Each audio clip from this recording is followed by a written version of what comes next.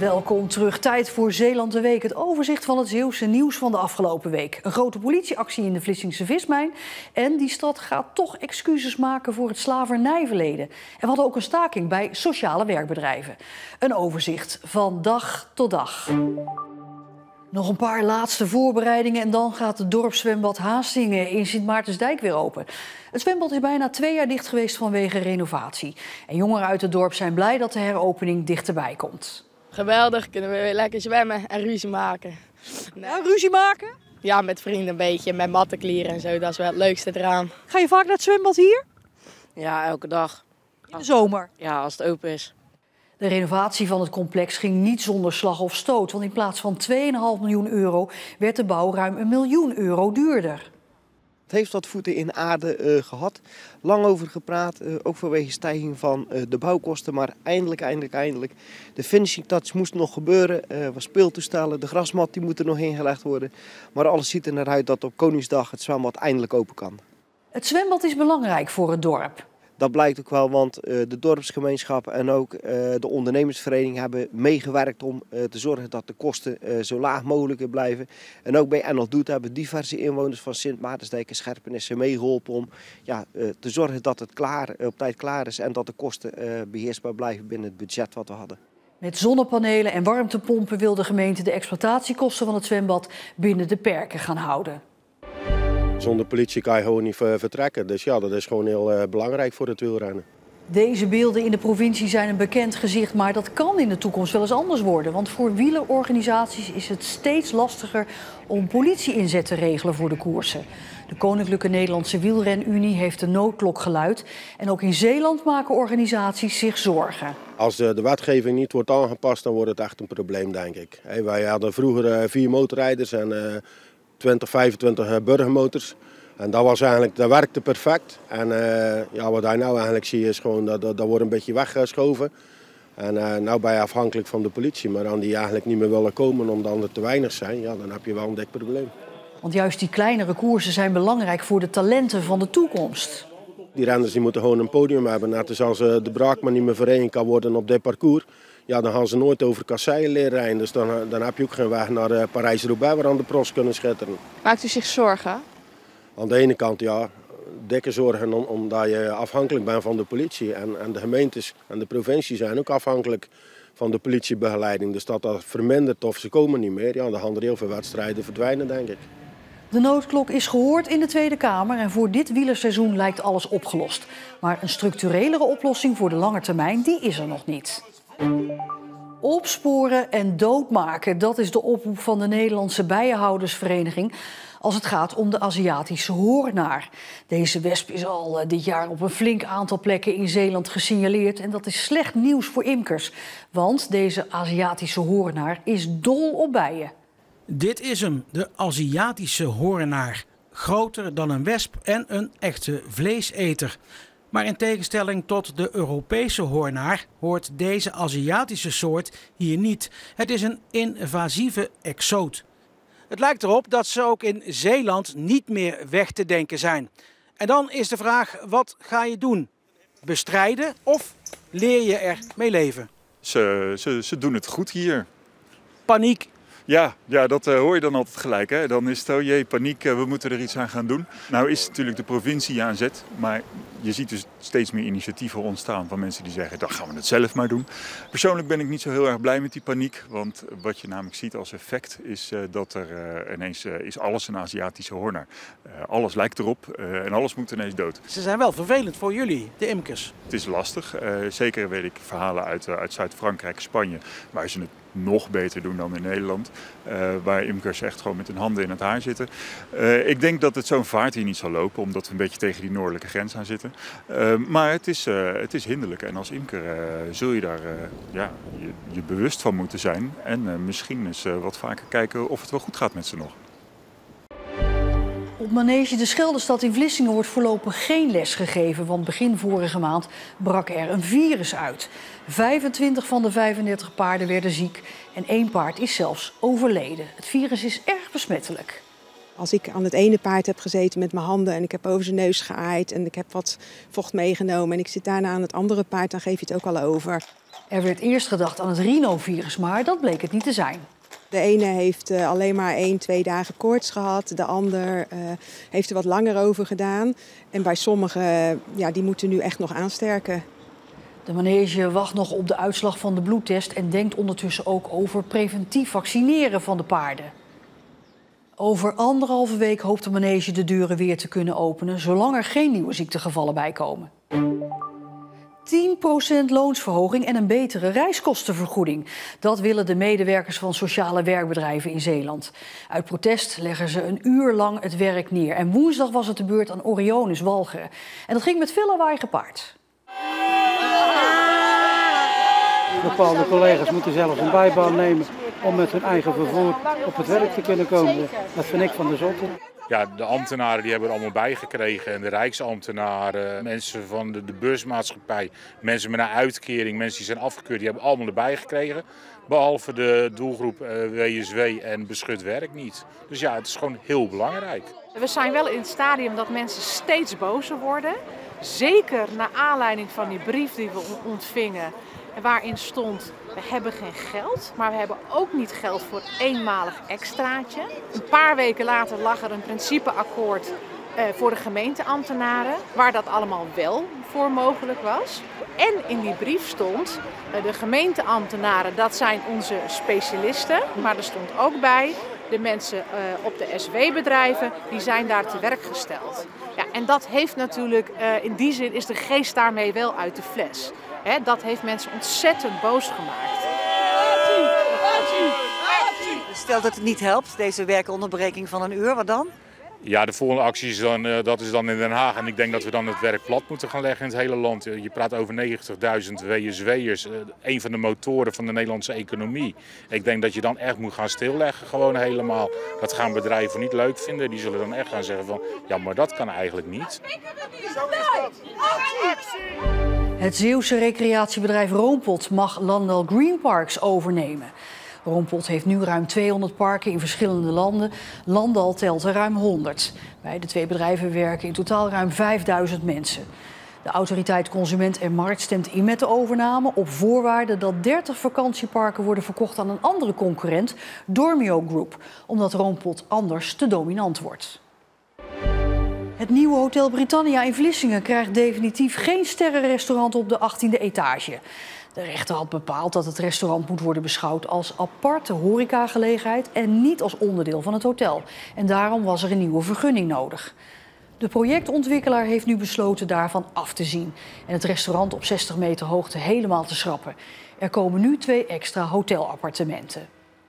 De grote omruilactie van oude T-Tex voor de Westerschelde-tunnel weer voor nieuwe T-Tex, die is opnieuw stilgelegd. Dit is mijn eigen T-Tag die ik gebruik om door de tolpoortjes te komen. Maar zoals je ziet is die dus al een beetje kapot. Ik wacht dus met smart op een nieuwe.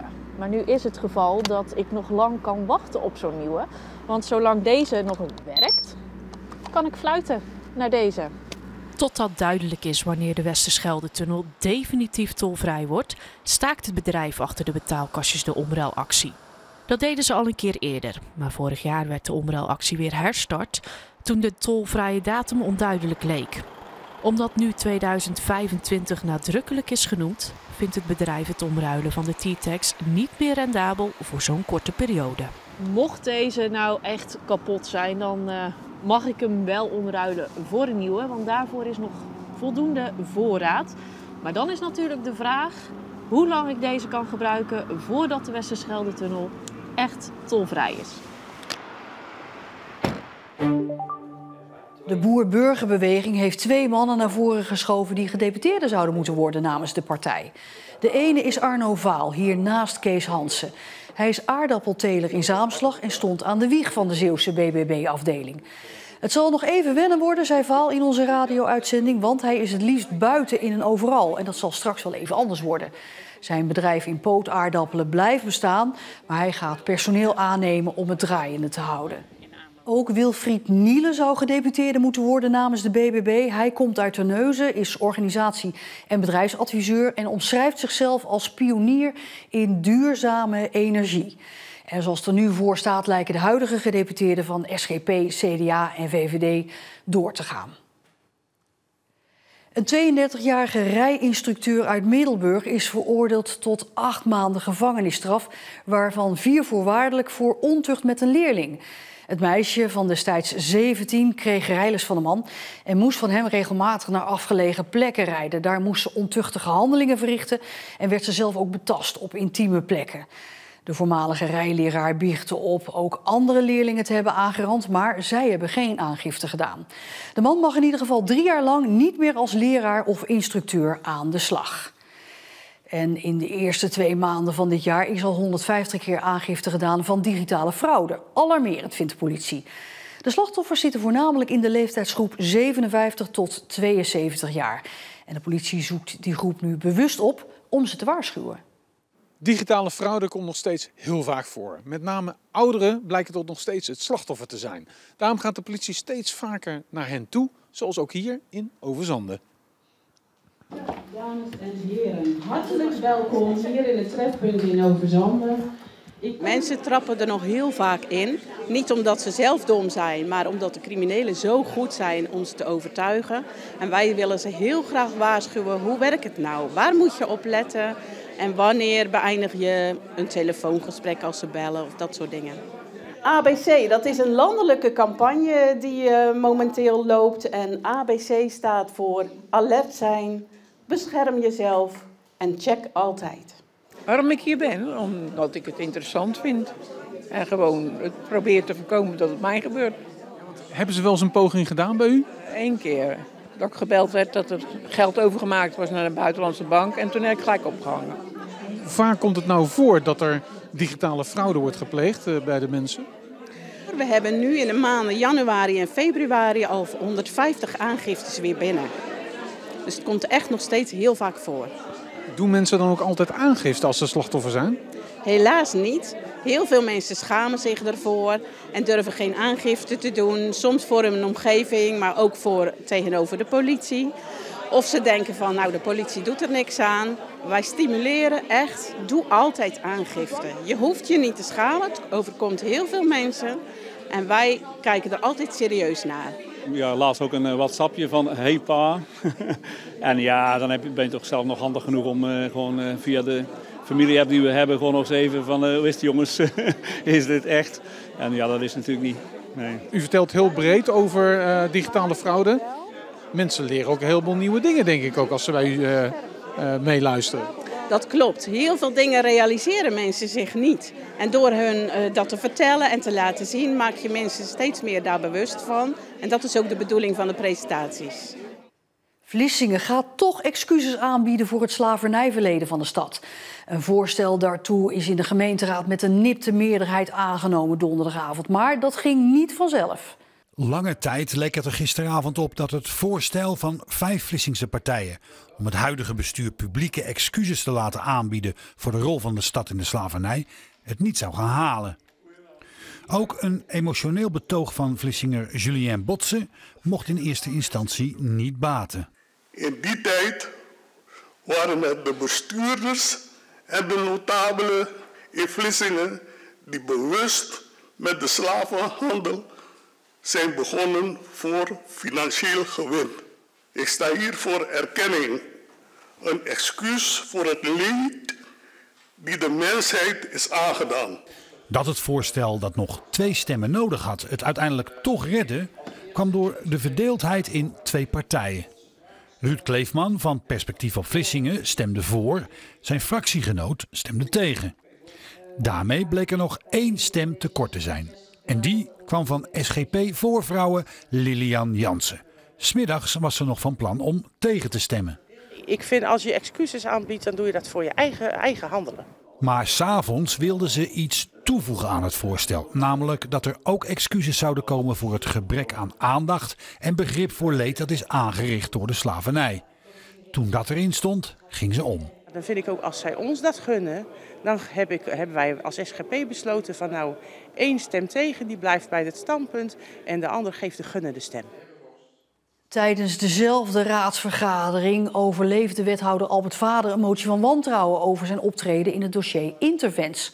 Oppositiepartijen zegden het vertrouwen op in Vader. De oppositie verwijt de wethouder het achterhouden van informatie en overtreden van bevoegdheden in de zaak Intervents. Vader speelde een hoofdrol bij het besluit van de Zeeuwse zorgwethouders in 2021 om de zorgorganisatie te sluiten, omdat die te duur zou zijn.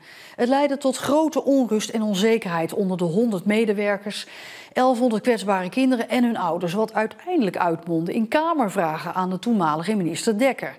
De motie van wantrouwen kreeg geen meerderheid in de Vlissingse gemeenteraad. Albert Vader zelf ontkent dat hij informatie voor de raad heeft achtergehouden en raadt sommige Vlissingse raadsleden nu aan hun dossiers beter te lezen. Oud-gedeputeerde George van Heukelom van de SGP is gisteren op 73-jarige leeftijd overleden. Van Heukelom was van 1987 tot 2015 actief in de Zeeuwse politiek. Eerst als statenlid en vanaf 2003 als gedeputeerde. Die laatste functie bekleedde hij tot 2015 toen hij werd opgevolgd door Harry van der Maas. Als gedeputeerde was Van Heukelom onder meer verantwoordelijk voor welzijn, zorg, onderwijs en communicatie. De rechtbank in Middelburg heeft een 20-jarige man tot 15 maanden cel veroordeeld in een misbruikzaak, waarbij ook een 15-jarige meisje uit Borselen betrokken is. De man uit de plaats Huizen spoorde het meisje aan een 2-jarig kind te misbruiken en foto's en filmpjes daarvan te maken. De politie kwam dat op het spoor na een tip van Amerikaanse opsporingsdiensten die opmerkten dat er kinderporno werd verspreid vanuit Borselen.